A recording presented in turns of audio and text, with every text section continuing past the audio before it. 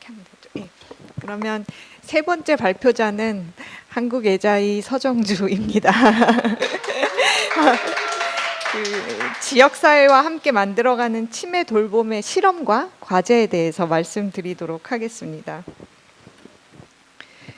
저는 애자이에 약 20년 전에 입사해서 인사관리 업무를 하다가 3년 전부터 기업사회혁신이라는 부서를 만들어서 이제 이 업무를 해오고 있고요. 최근에는 치매 리빙랩을 이제 한 1년여 동안 하고 있습니다. 오늘은 주로 치매 리빙랩에 관한 이야기를 드릴 예정인데요.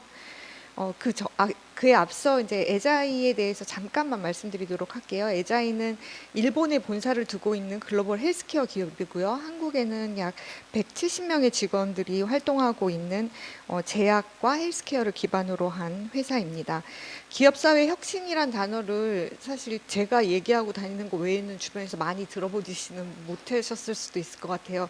사회공헌인가라고 생각하시는 분들이 가장 많으실 텐데, 과거에는 뭐 기부나 체리티 활동들을 기업의 사회적 역할이라고 생각했다면, 이제는 환경적으로나 사회적으로 풀어야 할 문제들을 비즈니스 모델이나 기업의 자산을 활용해서 해결해 가고자 하는 거고, 더 급진적으로 이야기하면 기업의 비즈니스 모델이나 자산을 이런 사회적 문제를 해결해 가는데, 변화를 만들어 가는데 수단으로 활용하겠다라는 이야기입니다. 애자이의 HHC라는 기업 철학이 있는데요.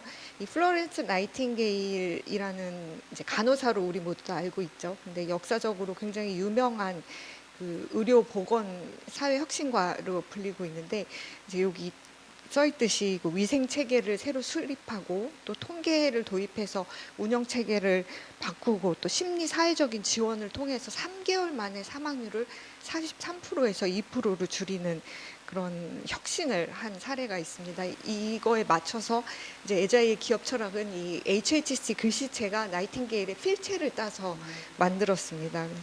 그래서 모든 사람들이 마음껏 본인의 삶을 누릴 수 있도록 역량 강화한다는 비전을 가지고 활동을 하고 있고요.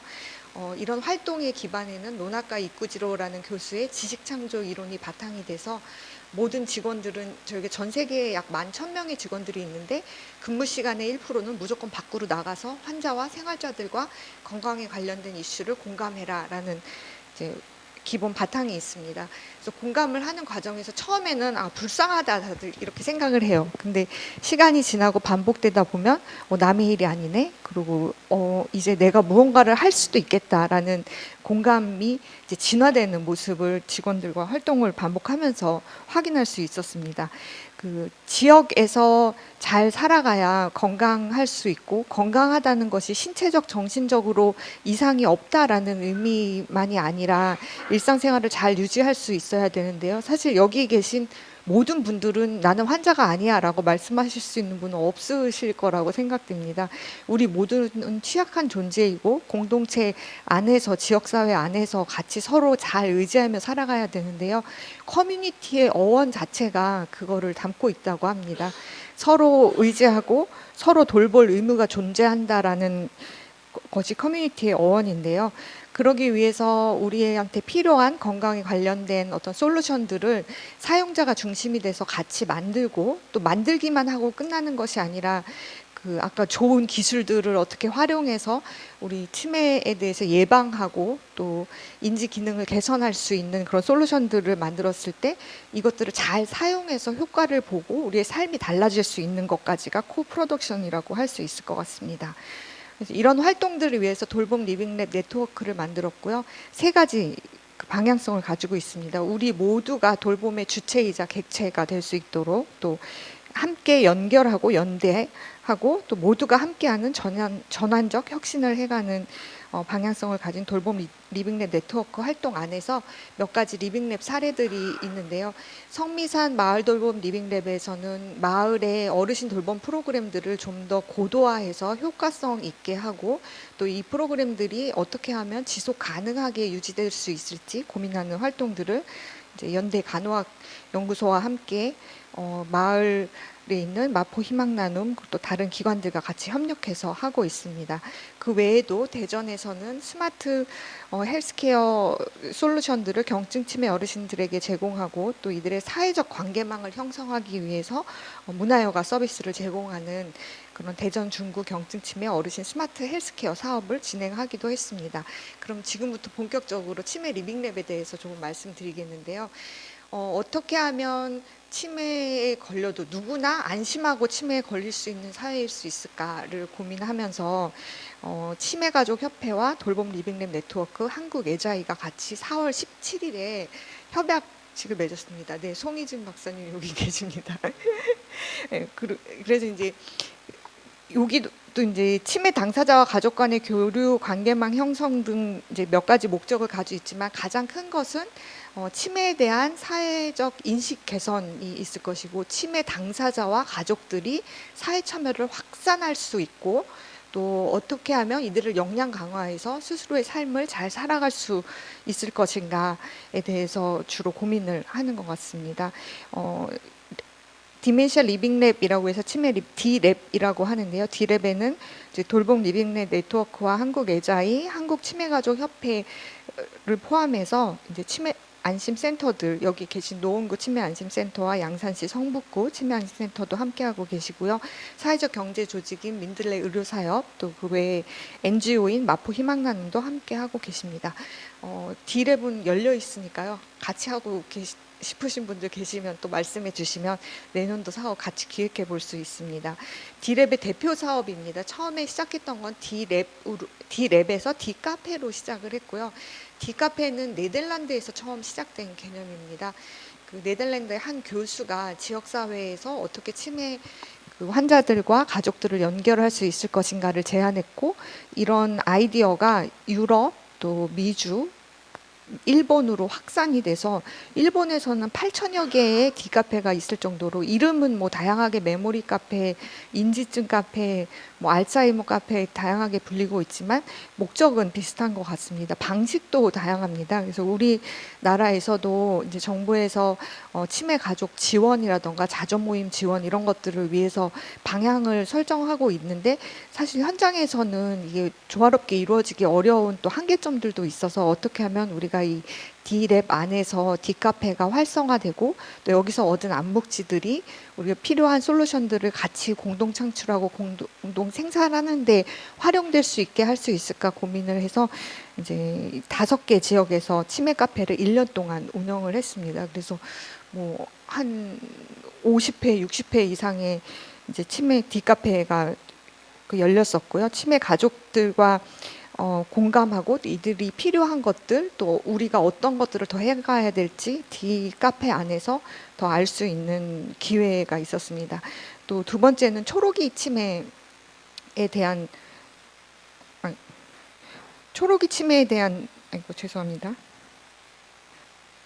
내용인데요. D카페를 하면서 알게 된 초록이 치매이신 분들의 어떤 어려움들을 해결하기 위해서 사용자들의 욕구를 바탕으로 초록이 치매이신 분들의 사회 참여 확산을 위해서 한 활동인데 뒤에 잠시 또 설명드릴 예정이고요.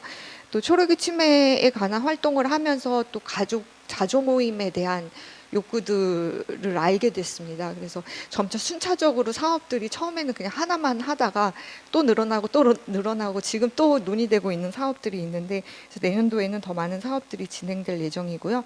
그 D카페 아까 5, 60회 이상 진행이 됐다라고 말씀드렸는데 한국치매가족협회로 송파구에 있습니다. 그래서 공간을 이렇게 예쁜 공간을 그 D카페 전용으로 만드셨고요. 이 외에도 다양한 기관들에서 현장의 상황과 지역의 특성에 맞게 실제로 카페를 빌린다던가 아니면 가지고 있는 공간을 활용해서 행사처럼 진행을 하기도 하고 아예 이어지는 맥락을 가진 가족 모임으로 진행을 하기도 합니다. 이 제한을 두지 않고 다양한 형태를 실험해보고 있는 것이 어떤 지역에서 어떻게 맞을까를 저희가 찾는 과정으로 생각하면서 하고 싶으신 대로 마음껏 같이 해볼 수 있도록 약간의 지원금을 드리면서 하고 있습니다. 또 D카페는 그 후쿠오카시에서는 인지증 카페 지원 조례 같은 것이 있어서 그 카페를 운영하고자 하는 기관에는 시에서 지자체에서 지원금을 주면서 이런 카페들이 활성화될 수 있도록 하고 있다는 얘기를 듣고 또 실제 저희가 작년에 같이 후쿠오카에 가보기도 했고 또 다다음 달에 가볼 예정도 있는데 그 내용을 참고 삼아 지금 어떻게 하면 한국에서도 이런 것들이 조례나 지자체에서 지원할 수 있을까를 같이 고민하면서 얼마 전에도 자문 미팅을 하면서 여기 그 자문해 주신 선생님들도 계신데 그래서 여러분들 이 사시는 지역에서도 쉽게 우리 가족들이 치매와 관련된 이슈가 있을 때 찾아가서 이야기 듣고 상의할 수 있는 공간들이 어디에나 생길 수 있기를 바라는 비전을 가지고 활동하고 있습니다. 초록이 치매이신 분들의 사회 참여 확산을 위한 업무 협약이 8월 7일 날 있었는데요. 이에 앞서서 실제 초록이 치매를 경험하시는 분들 부부를 모시고 그 심층 인터뷰를 진행했었어요. 근데 얼마나 사회 참여 활동에 대한 갈증과 그 가족분도 마찬가지고 당사자도 있으신지 그 욕구에 대해서 분명하게 확인할 수 있었고 또 아직 그 이해 관계자분들한테도 말씀드리지 않았는데 이 캘리그라피 수업을 진행하면서 또 참여했던 학생이 논문을 썼더라고요. 그래서 지금 초안이 나와서 이제 이 뒷카페 안에서 뭐 대단한 연구다라고까지는 할 수 없지만 여러 학생들이 관심을 가지고 또 그런 내용들을 기록으로 정리하고 연구하고 또 있습니다.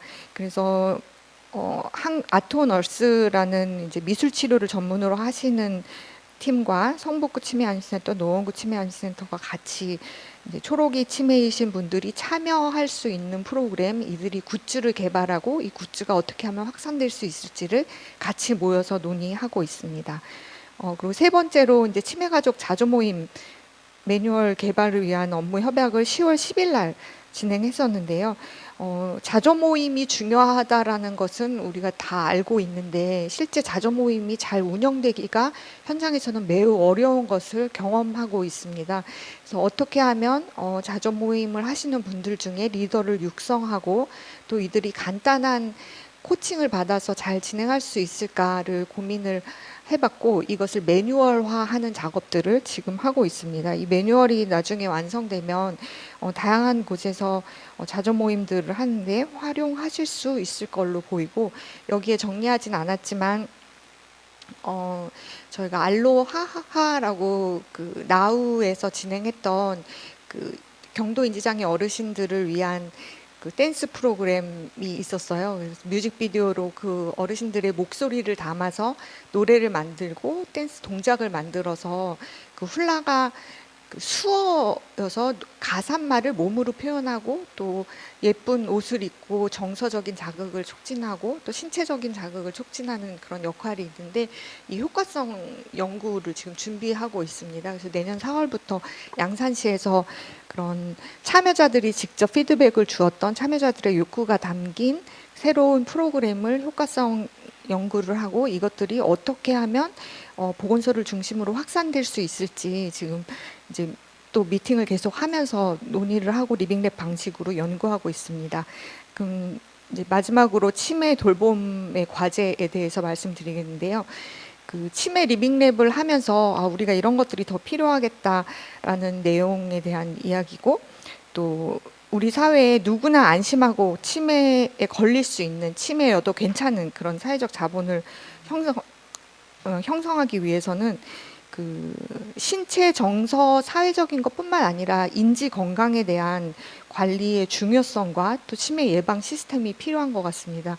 앞서 그 정 교수님이 말씀 주신 기술이 잘 활용돼서 진짜 많은 분들이 SCD 단계에서부터 그 치매에 대한 걸 예측하고 또 본인의 건강, 인지 건강 관리의 중요성을 이해하고 그 몸 건강을 챙기듯이 인지 건강을 챙기는 시대가 빨리 와야 치매에 대해서도 좀 더 관리가 가능한 그런 시스템으로 전환할 수 있지 않을까 생각이 들고요. 많은 치매 환자들과 가족들이 고립이 되고 있습니다. 그래서 이런 이제 치매 환자와 환자가 아닌 사람들이 분리되는 것이 아니라 우리 사회 안에서 같이 더불어서 살아갈 수 있는 관계망 형성이 중요할 것이고 또 기술을 위한 기술이 아니라 사용자 맞춤형 근거가 있는 근거 기반의 서비스를 개발해야 해야 될 것입니다. 또 사용자들의 욕구를 반영한 서비스의 공동 창출, 공동 생산이 필요하고 또 이런 것들이 치매 리빙랩 안에서 같이 협력하면 이루어질 수 있다는 것을 느낄 수 있었습니다. 또 무엇보다 공공의 힘만으로 또 민간의 힘만으로 하기는 어려운 우리 지역사회의 자원을 잘 활용해서 공공과 민간이 협력해서 그 치매라는 난제 또 초고령화 시대에 우리 모두가 당면해야 할 이런 어려움들, 사회적 이슈들에 대해서 같이 대응해 나가야 될 것이라고 생각합니다. 이것으로 발표 마치도록 하겠습니다.